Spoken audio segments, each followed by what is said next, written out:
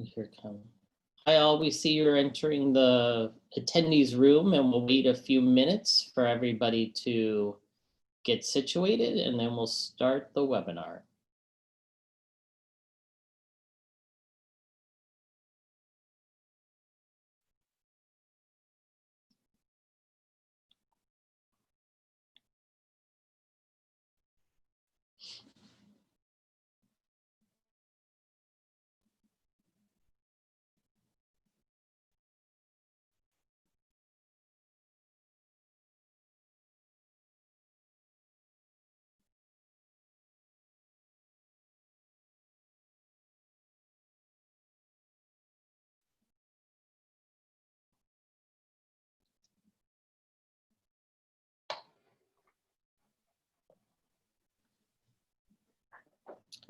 Hey everyone, it looks like the attendees room is still filling up. We'll give it just another minute or so and then we'll start the webinar.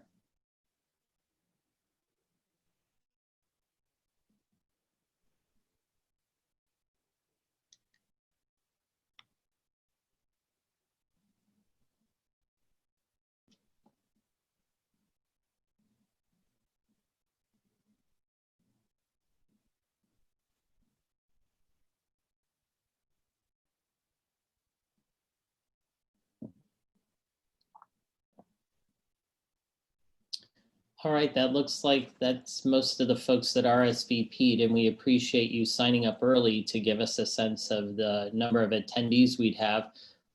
We hope everyone's doing well, and we appreciate you spending part of your afternoon with us. I'm Timothy Fry, the Director of Special Projects at LPC, and I'm also joined by Erika Rothman, our Senior Analyst at LPC. And before Erika walks through the exciting features of the beta version of Discover Maps, I'd like to start with a little bit about LPC to provide some context to the work and the previous iterations of this map. So as many of you know, the Landmarks Preservation Commission is the mayoral agency responsible for protecting and preserving New York City's architecturally, historically, and culturally significant buildings and sites.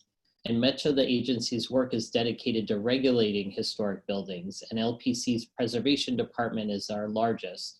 But as many of you know, the agency also has an archaeology, an environmental review, and an enforcement arm of the agency. The data displayed in the Discover Landmarks map is the focus of the agency's research department. And the research department is responsible for identifying and documenting the city's designated historic buildings and districts. With designation, the history and significance of each individual building and district, whether it's an individual landmark or a district, is carefully documented in the designation reports. And as part of the designation process over the last 55 years, LPC staff has generated tens of thousands of pages of research with detailed descriptions for each of the city's more than 37,000 designated buildings and sites. And these reports form the basis of our city's, our regulatory work, and are regularly used by many of you, the attendees, whether you may be a researcher, a property owner, or an applicant. So in 2016, as part of an LPC initiative to bring greater transparency, efficiency, and public access to the agency, the first iteration of the Discover Landmarks map was released, where building by building information was transferred into a mapping program. It's a geographic information system, or a GIS database, with the purpose of fostering a greater understanding of New York City's designated landmarks. And at that time, the Discover map only included individual landmarks, interior landmarks, and scenic landmarks. And the overall purpose of the GIS database was take the LPC building data and transfer it from all these varied formats within the designation reports into one primary GIS database that would enable us to perform actual analysis, easier management, and greater understanding of our designated buildings and sites. And then in December of 2017, an enhanced Discovered New York City Landmarks map was launched, and that included the building level data for all of our landmark historic districts. So the beta version that Erika is going to walk you through this afternoon enhances the functionality of the designation report data for all New York City landmarks. And it allows users to filter and sort through a series of standardized fields and attributes. So I'm going to hand the presentation over to Erika to share how the functionality of the Discovered Landmarks map continues to grow and improve. And after Erika's presentation, we'll be managing a Q&A through the Zoom portal. So please either raise your hand or type a question in the chat window. I'll moderate those questions for Erika, and we'll do our best to get all of them within the hour. All right, thank you, and I'll hand it over to Erika. Thanks, Tim. So I'm Erika. I'm the Senior Analyst for Planning and Outreach at Landmarks.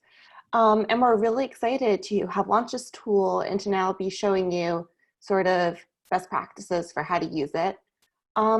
Just as Tim mentioned briefly, this is being launched as a beta web map.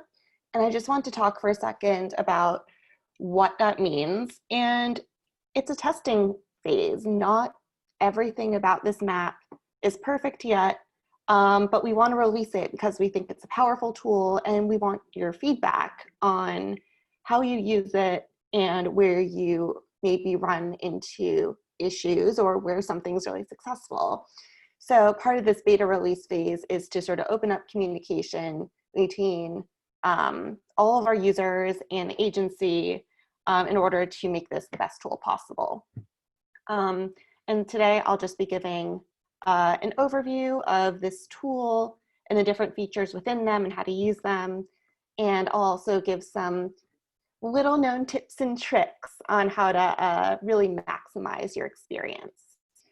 So everyone should see here that we are on the LPC homepage, and I'm going to show you just how to access the map. So from our homepage, if you hit designations and then maps, you can see our current public map, which Tim talked about, which is an excellent resource. But if you scroll down, you can have a portal to the beta version, which has all these enhanced features. So you can click here to enter the web map, or what I normally do is I just enter landmarks.nyc into my browser. And you arrive at a splash page. You may need to scroll down this window because you have to hit go to map.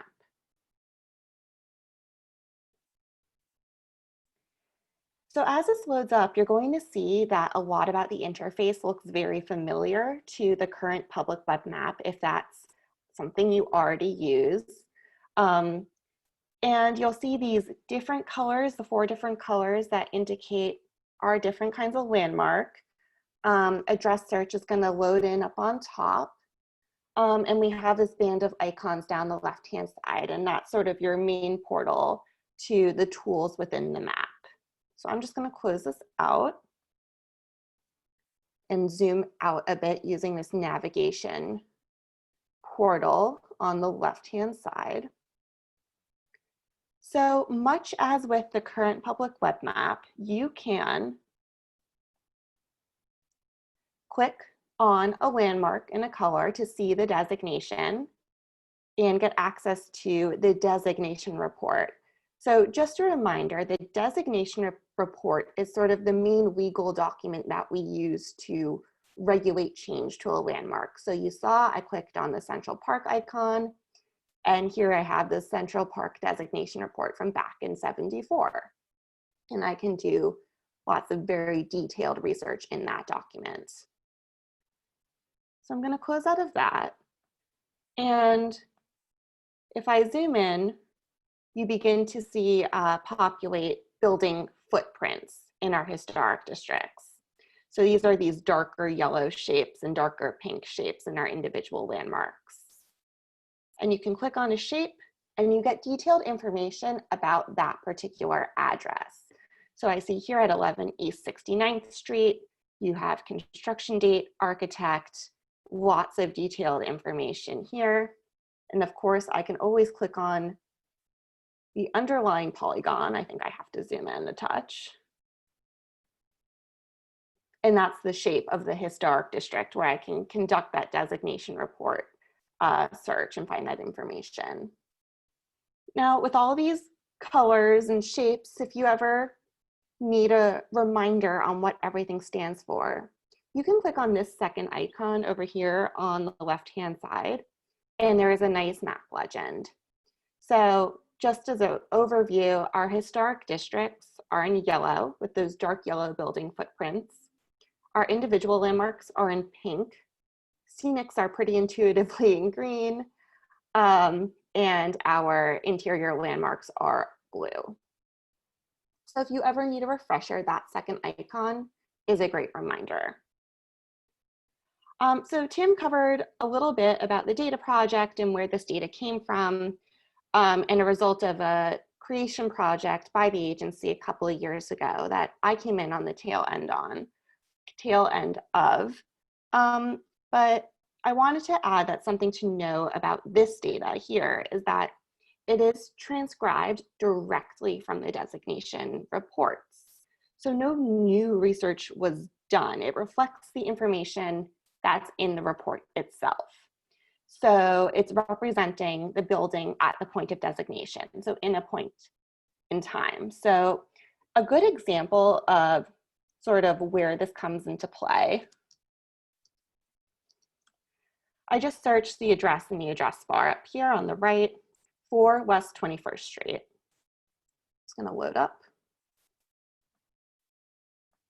And if I click on this building, you see I have details about this building being built in 31, that it was a parking lot and taxpayer building at the time of designation. But I can also scroll down and see in the notes section that there was new construction after designation here, and that new construction took place in '05. So there was a new building that was approved by the LPC commissioners and built on this site after designation. You can usually find that information in the notes section, but it's a pretty important FYI about how this data set operates. Okay, so if you ever want to learn more about sort of the ins and outs of this particular data set, I just want to show you where you can go to learn more. If you click on the wheel tool up here on top, you get a sidebar called How to Use the Map, and it has lots of helpful and interesting information that we will cover today. But if you scroll to the bottom, for additional information, please see the Discover New York City Landmarks FAQ. It opens up this pretty brief 3-page PDF that will kind of fill in the blanks about any questions you have about this data set. You know, sometimes it was supplemented by external sources. So it kind of describes the methodology used in the creation of this data set. So that's a great first resource if you're wondering about a particular point of data. And if this doesn't cover it, always reach out to us and we can help answer your question. So let me just navigate here. Okay, so onto our tools. So most of the tools are contained in this left-hand panel in the series of buttons. I'm going to start with just the top, which is our landmark search feature. At its core, this is a pretty simple keyword search by the name of a landmark. So just as a simple example, I'm going to type in Statue of, I get prompted with Statue of Liberty, I click and I go there, and I have my pop-up with all my designation information and a link to the designation report. Now, there is a nice feature embedded in here, and that's that I can limit the parameters of the search somewhat just within the keyword search. So a good example of this is, let's say I type in a common search term like library. You get a ton of results. So you see that first I get the interior results, then I get my individual results, and there are dozens of options here. And I only want to see, let's say, the individual landmark, or the interior landmark, sorry. I can hit this drop-down arrow and limit the parameters of my search by using the drop-down. So that can be a helpful way to conduct a limited search very quickly. This second feature here, Map Legend feature, we have already reviewed this. That's pretty straightforward. This third feature, called Landmarks Near Me, I'm going to pull up to show another tool. And you can move all these windows around in order to make your search as straightforward as possible. You can move it around and see other things on the map. But Landmarks Near Me helps you determine landmarks within a buffer from any center point. So maybe this is useful if you're trying to assess what landmark buildings are in the vicinity of a place where you're doing construction, because you want to evaluate the impact of your building project on historic structures. So just as an example, I'm going to type in our office, and I'm just going to use the pre-designated 500-foot buffer.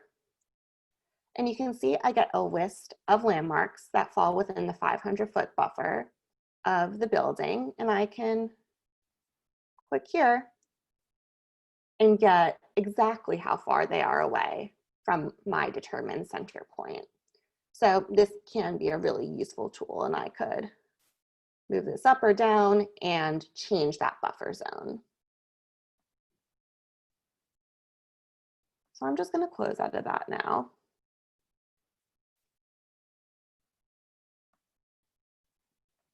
And I'm going to show you the feature that we are the most excited about, which is our fourth icon, the Historic Buildings Filter.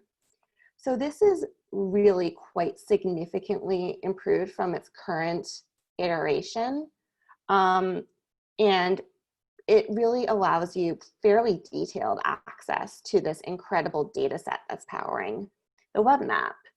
So just to give you an overview, we can search on different fields that are part of the data set. So of course, the type of landmark and its name, but if I scroll down, we can also search by things like building style, or the architect, or the building type, or era of construction. So I'm going to show you a few different examples that sort of illustrate how powerful this little filter can be. So let's just start with an example. Something common that we deal with is, let's say I'm an applicant to the LPC, and I'm proposing to replace the windows on my Greek Revival style building in Borum Hill. And I want to see similar buildings nearby that I can visit, and I can see what work they've done, for example, window replacement over time. And that way I have an idea of good precedence for my building. And I can use that to augment my application to the Landmarks Commission for my work. So all I have to do in historic districts, I'm going to type in Borum Hill, and you can select multiple locations or multiple fields in any of these dropdowns. So I'm also going to select the Borum Hill extension because it's immediately adjacent.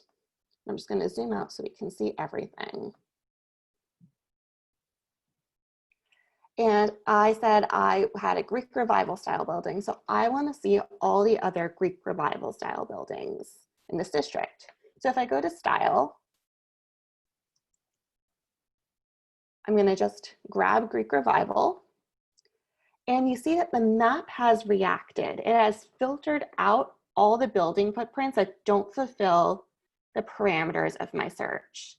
So what I'm seeing here are all the buildings that are Greek Revival style in Borum Hill or the extension. And if I want a list view of that information, I can just go to the top and hit results. And I get a number of results here, and I can open that up and get a list of addresses. So then I can navigate to each one and learn some details about it. So this can be a really powerful tool for me to now walk around my district and see what work other people in similar buildings have done. And something that could also be really helpful for your application is if you take a screenshot of, say, this map or this list and use that as part of your case for your LP, or you can include it in your presentation to the commission. So I'm going to hit edit and reset to clear my filters. And you'll see that that erases the filter, and all the building footprints in our data set should reload onto the screen. The live demo can be perilous, but they all got up there. So just to give you another example of common sort of issues that come before us where this map can really help. So I was talking to one of our landmarks preservationists the other day, and she said, I was working on a building and the address was 771 West End Avenue. And they wanted to do a master plan. And they wanted to find similar buildings that they could walk by, take pictures of, and they wanted buildings that were by the same architect in the same district. So what we can do for this scenario is head over to the building, just using the address search on the upper right-hand corner, like I just did. So here's my building, and I see that it's by Schwartz and Gross, and it was built in 1914, 1915. So I'm also going to just note it's in the Riverside West End Historic District Extension 2.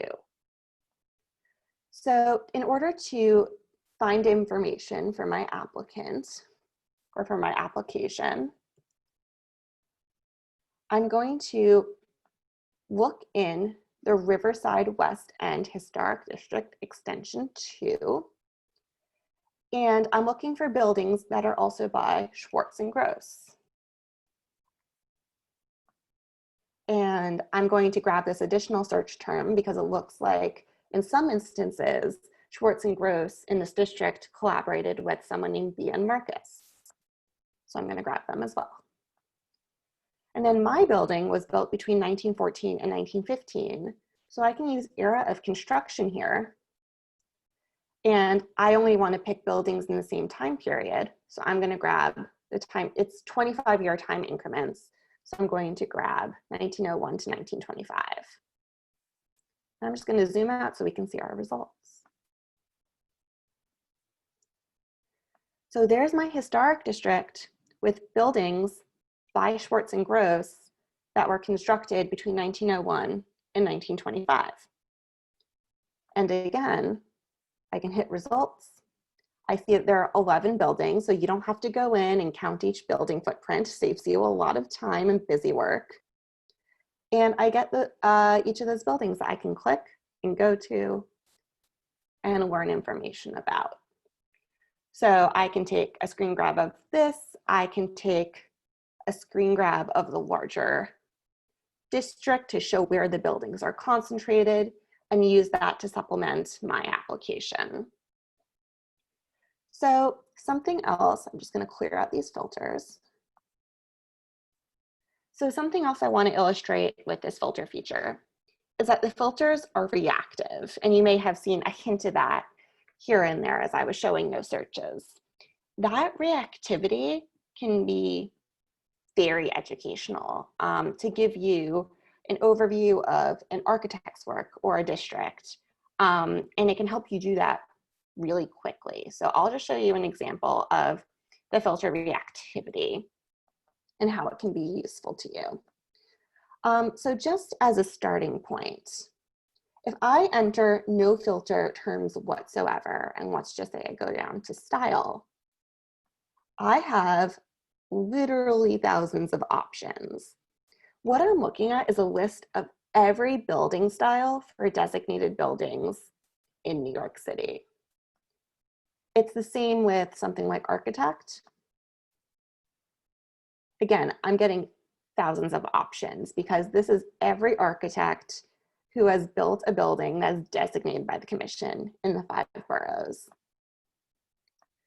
Now, to show you the reactivity, let's say I'm doing research on, Let's say I'm someone doing research on McKim, Mead, and White, and I want to learn more about the buildings LPC is designated by the firm. So if into architect, I just put in McKim, Mead, and White, and you see that I have multiple options here for McKim, Mead, and White because their firm worked in collaboration with different builders and architects over the years. Sometimes we have documentation that our particular architect at McKim, Mead, and White was in charge of a specific building. So all those permutations of McKim, Mead, and White come up when I do that keyword prompt. But let's say I am just interested in McKim, Mead, and White and McKim, Mead, and White attributed buildings. So now what happens is, let's just say I go to style and I drop down. Remember before I had thousands of options starting with the A's that I could scroll down through. Now that I've entered McKim, Mead, and White as a search term within the filter, all my other searches are limited. So now what I have here is the style of every building that is McKim, Mead, and White in our database, but it takes out every other style that isn't affiliated with McKim, Mead, and White. So all of a sudden I can scroll down this list and I have an overview of the type of the styles that McKim, Mead, and White largely worked in. And kind of at a glance at the list, I get the idea that it's these classical revival styles. So I've learned that in a matter really of seconds. Something else I can do is I can scroll down to say era of construction. Oops. And I get 1876 all the way to 1950. So very quickly, I have a sense of the time period in which McKim, Mead, and White was building buildings in New York City.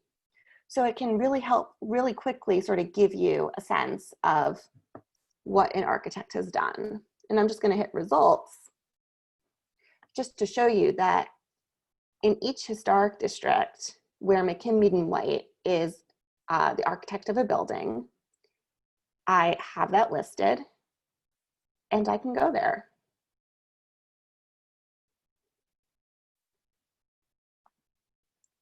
And you see this is a building that is attributed to McKim, Mead, and White out in Douglaston. What's also helpful is it's not just limited to historic district search. We can also do individual landmarks that are attributed or by McKim, Mead, and White. So I have this list here and I can navigate around, for example, to the individual landmark Payne Whitney House. And there's my information and my portal to the designation report. So this can be a really powerful tool if you're doing research on a New York City architect, and this also applies to doing a similar search for style. Maybe you're looking for Anglo-Italianate buildings in New York City, same thing. Or you want to know buildings that were built between 1876 and 1900. You can conduct that search too. So this can be really powerful. One other sort of way to use the reactivity to help you understand the historic fabric of the city is to get a snapshot view of a historic district. Let's say I'm an architect and I suddenly have a client who's in a historic district that's new to me, and I want to get a super quick overview of what the deal is with this particular historic district when I bring my application to the commission. So let's just say, let's go up to the Bronx. Let's head up to the 13 block historic district, and it's very small. There it is. So because the filters are reactive, I can now scroll down in my filter and click on style. And all of a sudden, I can kind of develop a picture in my head about what this district looks like. It's Grec, it's Renaissance Revival, it's Romanesque Revival.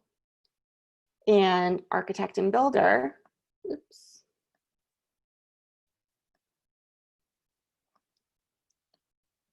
I still have my Canadian whitener, and that's why nothing's coming up. But if I go to architect and builder and I drop down, I see the 5 or 6 architects that built this stretch of buildings here. Building type, I learned in basically an instant that this is a residential district. And an era of construction, pretty quickly I learned that this was all built before the turn of the century. So within just a few clicks and a few seconds, I have a pretty detailed understanding of what this district looks like and who it was built by. So that's a great way that these reactive filters can sort of give you a snapshot overview of a place. And of course, as before, I can look at it building by building in the filter.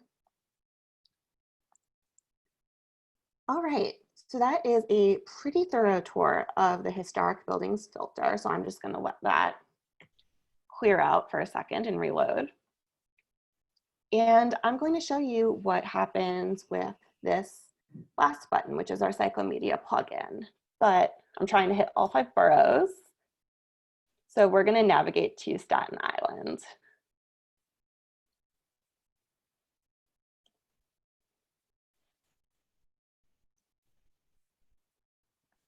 Okay. So this final button here is a plugin from a service called Cyclone Media. And what it gives you is basically a street view imagery of a place. And you do need to zoom in a bit to activate it. That's a little sidebar tip. Oh no, and sometimes it's glitchy.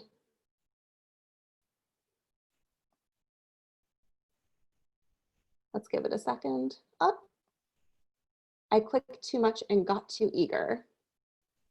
But there it is. Excellent.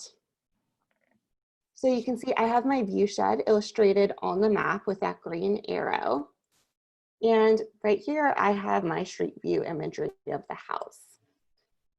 Now, the reason why we wanted to include this tool is because in our field of dealing with buildings and construction and preservation, so often it is very valuable to have a very recent image of a building.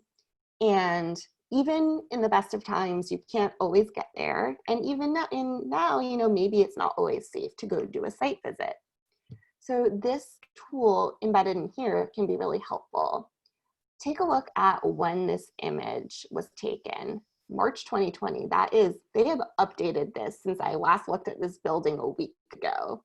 So they are always updating the street view. So that's an incredibly recent image. So I'm just gonna pull up, hope you can all see this. I pulled up the same house in Google Street View, and not to knock Google Street View, but take a look, this building was last photographed in 2013 on Google Street View. So that is one of the definite advantages of using Cyclone Media, the Cyclone Media plugin on this map versus Google Maps. And there are some tools from Cyclone Media in this bottom bar that I encourage you to explore. There's some interesting tools that I won't go into today that cover things like elevation. You can put a floodplain in there visually. This is a fun feature. You can measure your building and take dimensions on the photograph. You can also download an image directly, and this just downloads the shot of what you're seeing in this box to your computer. So that can be a useful way to grab this photo. So just as a sidebar, I will say that this is a bit of a glitchy plugin for us. It does tend to give us some trouble when you're moving up and down the street on the street view. But that is really part of this being in beta. And we're working on improving it, and we want your feedback when you encounter difficulties, or of course, when something works well and there's something you like, but we want to keep that line of communication open, and we want to hear feedback. So the last feature I'm going to show you today that is very simple but super useful is the ability to drop a point. So this can be helpful when you're dealing with something like a large landmark site. And I know that one that we deal with often is what we call dry dock number 1, but most people know as the Brooklyn Navy Yard. We'll just let that load up.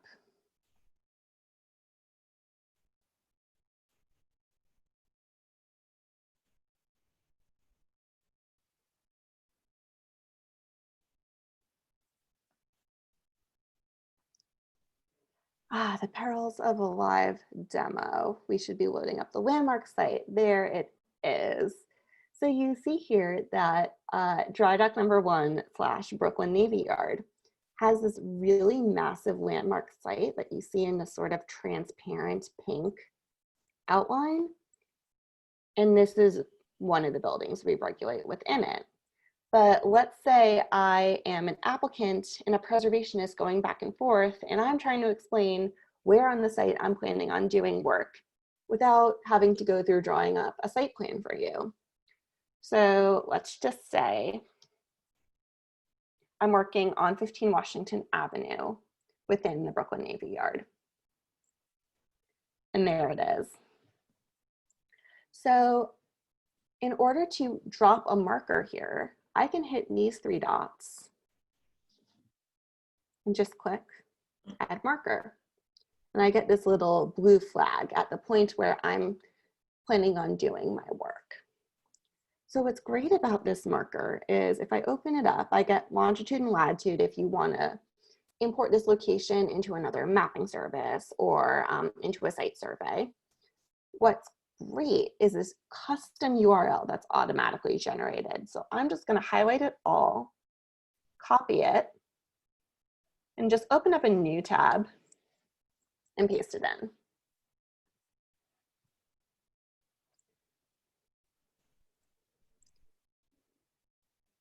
And what should happen is that it should bring me to exactly that spot in the Brooklyn Navy Yard. And yay, it did. So I can now send someone that unique URL with that spot in the Brooklyn Navy Yard pinned. So I'm just going to go back to my map, because when I'm done with this marker, I can click the 3 dots and I can remove the marker and everything is back to normal.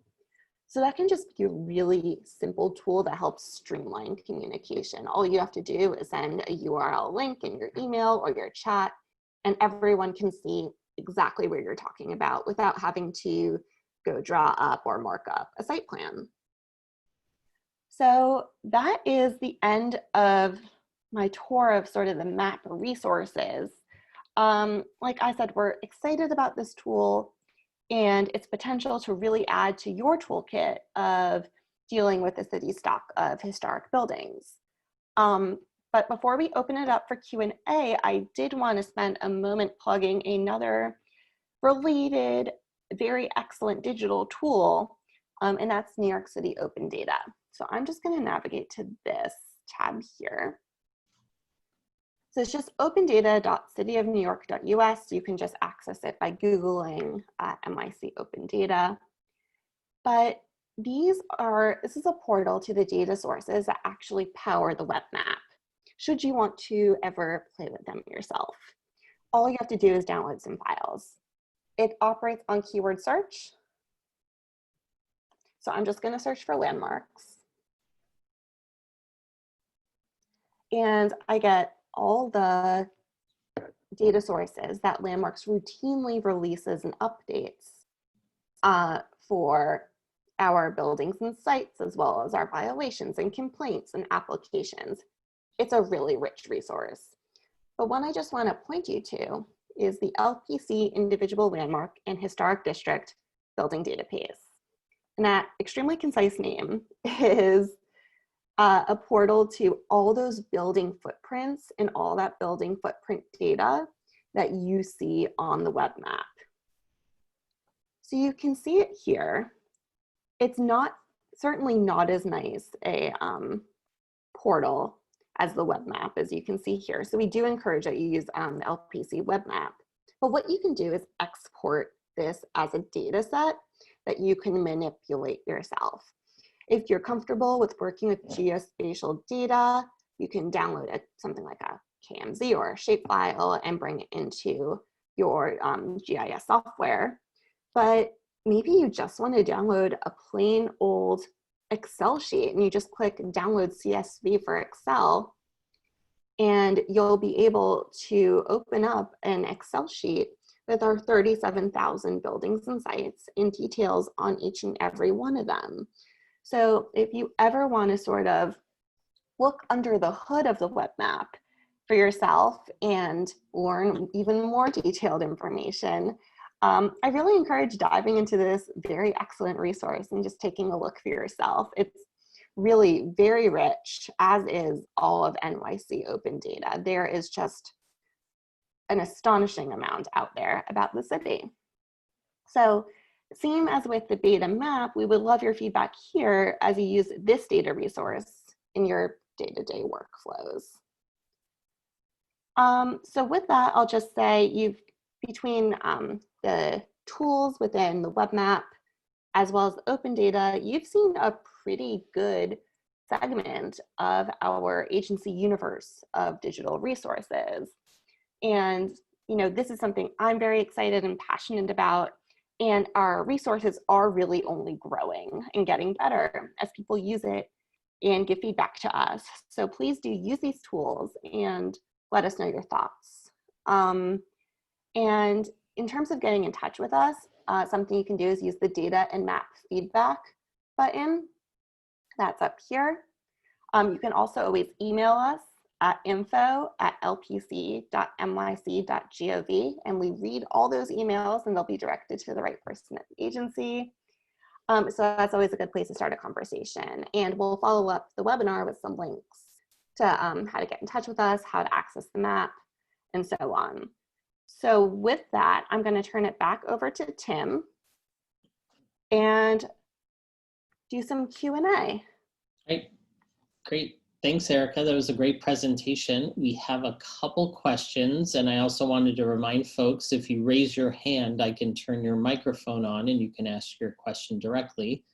But in the meantime, there are a couple questions that have been submitted in written form. One is someone has asked if you could demonstrate the screen grab feature again.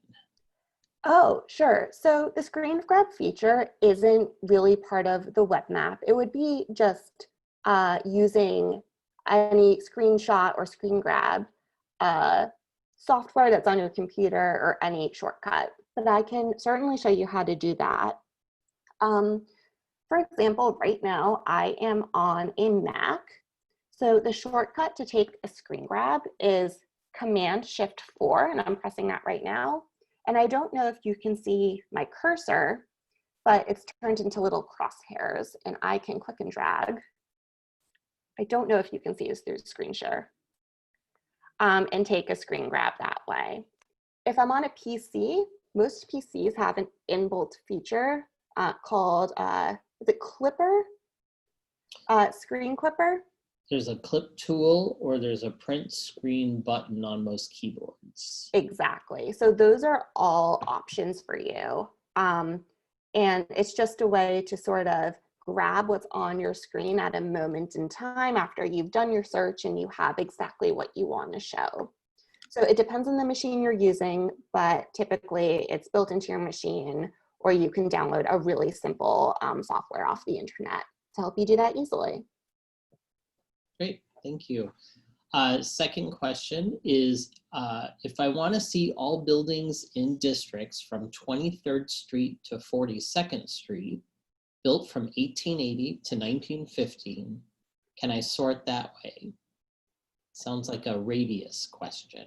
It does sound like a radius question. I think it sounds like a pretty complex and fiddly search, but I think it's definitely doable. I think I would start with the radius feature, the landmarks near me feature, and maybe select a center point in that region and get your list of buildings from there. And then, you know, maybe, I think I would maybe do this in steps. Once I knew say the historic districts that fall within my radius of interest, I would then use the historic buildings filter to look at those districts all together and pick my time span that I'm interested in the era of construction bar. Now, what I will say is that this is a search that you can probably get pretty close to the answer on this map. If you want a precise answer, I would suggest going to open data, downloading those resources, and using a GIS software to help sort of cull down exactly what you're looking for. I think you could probably also do it just by downloading the Excel spreadsheet and using that in conjunction with the map, just because these areas of construction, you'll see, like I said, they're every 25 years, and that's set within the data. But if you download that whole data set I showed you, we have the exact date of construction for each building. So you could then create your own parameters and say, I'm only looking for from 1873 to 1902, and you can customize where you're looking. So I think I'd use a combination of this map as well as the data set itself. Great, thanks, Erika. Any other questions for Erika from our attendees? Again, feel free to raise your hand and I'll turn on your microphone, or you can enter through the Q&A function or through the chat.